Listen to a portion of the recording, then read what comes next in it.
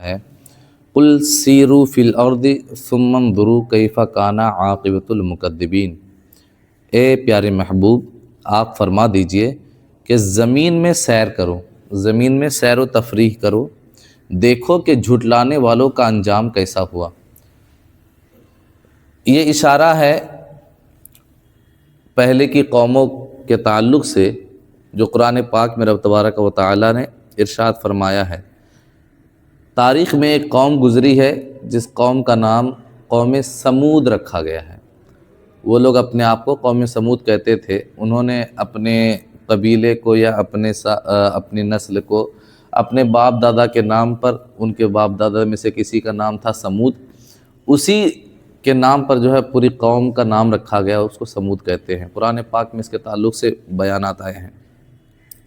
یہ قوم اتنی ہنرمند تھی اور اتنی بڑی کلاکار تھی کہ یہ پتھروں کو تراش کر اسی میں گھر بناتی تھی۔ الگ سے کچھ لگانے کی ضرورت ان کو نہیں پڑتی تھی، اتنے بڑے کلاکار تھے کہ یہ پہاڑوں کو تراش کر جو ہے اسی میں گھر بنایا کرتے تھے۔ ٹھنڈی کے ایام گزارنے کے لیے یہ پہاڑوں کے اندرونی حصے میں اپنا گھر تیار کرتے تھے ٹھنڈی میں رہنے کے لیے، اور گرمیوں میں دن گزارنے کے لیے پہاڑوں کے اوپر جو ہے وہ گھر تیار کرتے تھے۔ بڑی سخت قوم تھی، ہنرمند جو بھی ہو لیکن سخت قوم تھی۔ اللہ تبارک و تعالیٰ نے حضرت صالح علیہ السلام کو ان کی طرف نبی بنا کر بھیجا اور ان کو تبلیغ کرنے کا حکم دیا۔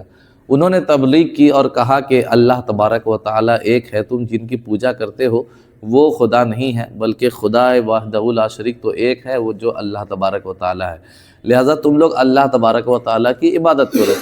انہوں نے جب صحیح راہ کی تبلیغ کی تو اس قوم سمود نے کہا کہ ہم کیسے مان لیں کہ آپ اللہ کے نبی ہیں، ہم کیسے مان لیں، کس طرح مان لیں، کیا ثبوت ہے آپ کے پاس کہ ہم آپ کو اللہ کا نبی مان لیں؟ آپ ہماری طرح کھاتے ہیں، ہماری طرح پیتے ہیں، ہماری طرح اٹھتے بیٹھتے ہیں، ہماری طرح سوتے ہیں، سب کچھ تو آپ ہماری طرح کرتے ہیں، تو ہم اللہ کا نبی آپ کو کیسے مان لیں؟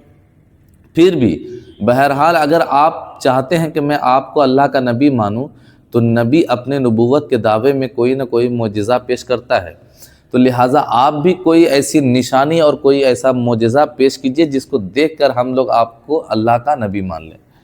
تو انہوں نے ایک پیشکش رکھی، قوم سمود نے حضرت صالح علیہ السلام کے پاس ایک پیشکش رکھی تھی کہ دیکھیے سامنے ایک پہاڑ ہے، اس پہاڑ کے درمیان سے جو ہے آپ ایک اونٹنی کو نکالیے، اشارہ کیجئے اور اس سے ایک اونٹنی نکلے، اور اونٹنی بھی جو نکلے وہ بالکل مکمل طور پر گابھن ہو، اور اتنی گابھن ہو کہ جو ہی وہ پہاڑ سے باہر آئے وہ ایک بچہ جنے اور موٹی تازی ہو، خوبصورت ہو۔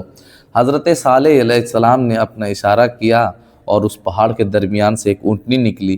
اونٹنی کا نکلنا تھا، فوراً ہی اونٹنی نے جیسا انہوں نے مطالبہ کیا تھا، اونٹنی نے فوراً بچہ جنا، اور اس کے بعد جو ہے حضرت صالح علیہ السلام نے لوگوں سے کہا کہ اب ایمان لاؤ، لیکن وہ لوگ ایمان نہیں لائے۔ کچھ چند لوگ ایمان لائے لیکن اور بہت سارے لوگ ایمان نہیں لائے۔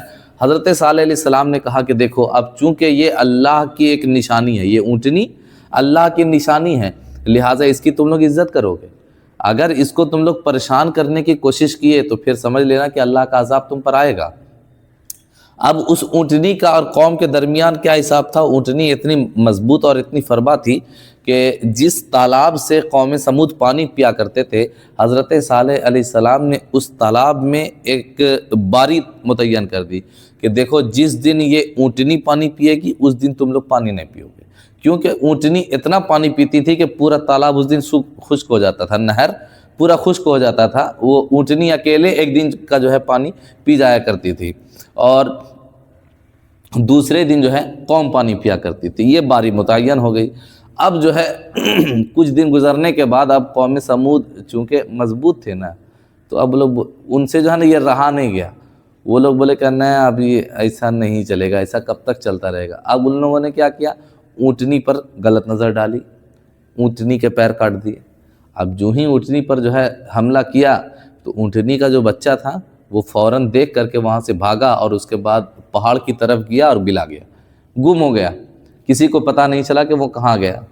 پھر اس قوم نے اس اونٹنی کا بہت برا حال کیا، اس کو ہلاک کر دیا۔ حضرت یہاں تک کہ حضرت صالح علیہ السلام کے بھی قتل کے در پہ ہو گئے وہ لوگ، ان کی قتل کی سازش کرنے لگے۔ حضرت صالح علیہ السلام نے کہا کہ دیکھو میں نے تم کو پہلے ہی آگاہ کر دیا تھا اور بتا دیا تھا کہ یہ اونٹنی اللہ کی نشانی ہے، لہٰذا اس کی عزت کرو گے، تم لوگوں نے اس کے ساتھ بہت برا کام کیا ہے، لہٰذا اب تم پر اللہ تبارک و تعالیٰ کا عذاب اترنے والا ہے۔ اب وہ لوگ بھی بولنے لگے کہ اب تو آپ نبی ہیں، آپ کہاں گئے جو جن عذابات کا آپ وعدہ کیا کرتے تھے، آپ بتاتے تھے کہ غلط کام کرو گے تو اللہ تبارک و تعالیٰ کا عذاب اترے گا، تو لائیے اب اس عذاب کو، کہاں ہے وہ عذاب، ہم نے تو اٹھنی مار دیا ہے، اب اس عذاب کو لائیے۔ تو حضرت صالح علیہ السلام نے اپنے چند آدمیوں کو جنہوں نے ایمان لایا تھا ان کو لے کر کے اس بستی سے باہر چلے گئے، پھر اللہ تبارک و تعالیٰ کا اس بستی پر عذاب نازل ہوا، تمام کے تمام جو ہے کیا ہو گئے، ہلاک ہو گئے۔ کہتے ہیں کہ عرب کے علاقے سے کچھ دوری پر اس علاقے کو ابھی بھی دیکھا جا سکتا ہے، اس قوم کے ہاتھ کی کاشتکاری ابھی بھی دیکھی جا سکتی ہے۔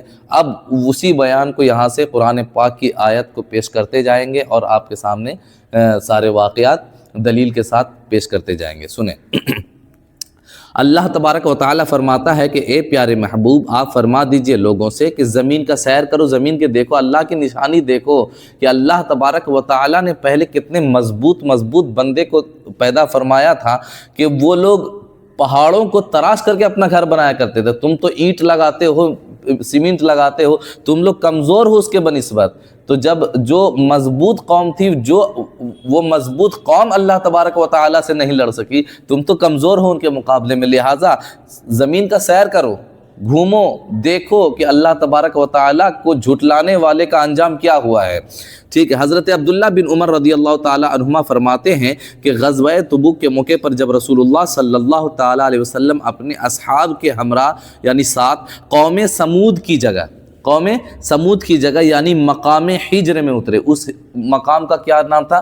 ہجر نام تھا۔ کہتے ہیں کہ اس قوم کا نام قوم سمود، اور جس جگہ پر اس قوم کی سلطنت لگتی تھی اس سلطنت کی جگہ کا نام مقام ہجر تھا، اس کا قرآن پاک میں بیان آیا ہے۔ یعنی مقام ہجر میں آئے تو لوگوں نے ان کے کنواں سے اپنے مشکوں میں پانی بھر لیا، جس کنویں سے قوم سمود پانی پیا کرتے تھے، جس پر اللہ پاک کا عذاب نازل ہوا تھا، تو صحابہ کرام نے اسی کنویں سے کیا کر لیا؟ پانی تھوڑا سا بھر لیا، اس سے آٹا بھی گوندھ لیا۔ تو رسول اللہ صلی اللہ تعالیٰ علیہ وسلم نے ان لوگوں کو حکم دیا کہ اس کنویں سے جو پانی بھرا ہے اس کو بہا دو، اور اس پانی سے جو آٹا گوندھا ہے وہ اونٹوں کو کھلا دو، اور آپ نے فرمایا تم لوگ اس کنواں سے پانی بھرو جس کنواں سے حضرت صالح علیہ السلام کی اونٹنی پانی پیا کرتی تھی۔ یعنی جس قوم پر اللہ تبارک و تعالیٰ کا عذاب نازل ہوا ہے اس قوم کی چیزوں کا آپ استعمال نہ کیجیے۔ حضرت سالم بن عبداللہ بن عمر رضی اللہ تعالیٰ عنہما فرماتے ہیں کہ جب رسول اللہ صلی اللہ تعالیٰ علیہ وسلم صحابہ کے ساتھ مقام ہجر سے گزرے تو آپ نے صحابہ سے فرمایا لا تدخلوا مساکن الذین ظلموا انفسهم الا ان تکونوا باقین ان یصیبکم مثل ما اصابہم، ظالموں کے مکانات میں داخل مت ہونا۔ دیکھو تم ان کے علاقے سے گزر رہے ہو اور یہ جو تمہیں مکانات دکھ رہے ہیں یہ ظالموں کے مکانات ہیں، ان پر اللہ پاک کا عذاب نازل ہوا تھا، لیکن ان کی خوبصورتی دیکھ کر کے تم اس کو دیکھنے کے لیے مت چلے جانا، بس عبرت کی نگاہ سے اس کو دیکھو۔ کہتے ہیں حضور نے فرمایا ظالموں کے مکانات میں داخل مت ہونا مگر روتے ہوئے، ان کے مکانات میں بھی اگر داخل ہو رہے ہو تو روتے ہوئے کہ اللہ تبارک و تعالی جن پر عذاب نازل فرماتا ہے اس کو پوری قوم کو نیست و نابود فرما دیتا ہے، مگر روتے ہوئے کہ کہیں ایسا نہ ہو کہ تم پر بھی وہی عذاب آ جائے۔ تو جو عذاب ان پر آیا تھا، پھر سواری پر بیٹھے رسول اللہ صلی اللہ تعالیٰ علیہ وسلم نے اپنے چہرے پر چادر ڈال لی اور آگے بڑھتے گئے۔ ان ھذا لہو القصص الحق وما من الہ الا اللہ وان اللہ لہو العزیز الحکیم۔ قرآن پاک کی آیت ہے، پارہ نمبر 3 رکوع نمبر 14 سورہ آل عمران کی 62ویں آیت ہے۔ قرآن پاک کہتا ہے یہی بے شک سچا بیان ہے، ان ھذا لہو القصص الحق، یہی سچا بیان ہے اور اللہ کے سوا کوئی معبود نہیں، بے شک اللہ ہی غالب ہے اور حکمت والا ہے۔ کہتے ہیں شہر مدینہ اور ملک شام کے درمیان، شہر مدینہ اور ملک شام کے درمیان ایک بہت بڑی سرسبز و شاداب وادی ہے۔ وادی تھی، سرسبز و شاداب وادی تھی جس میں زرخیز علاقوں اور پھلدار باغوں کی کثرت تھی۔ اسی وادی میں قوم سمود رہتے تھے، اسی وادی میں قوم سمود رہتے تھے۔ وادی یعنی پوری ہریالی تھی، ہر طرف ہریالی تھی، وہاں پہ سبزیاں بھی بہت اچھی اگتی تھی اور جو ہے وہاں کے علاقے پھلدار ہوا کرتے تھے۔ کہتے ہیں اسی وادی میں قوم سمود رہتے تھے۔ ایک روایت کے مطابق 900 گھر تھا ان لوگوں کا، اور دوسری روایت کے مطابق 1500 گھروں کی وہ بستی تھی۔ اس قبیلے کا نام ان کے دادا کے نام پر قوم سمود رکھا گیا تھا۔ ان کے پایہ تخت کا نام الحجر تھا۔ اس قوم کو فن تعمیر میں بڑی مہارت حاصل تھی۔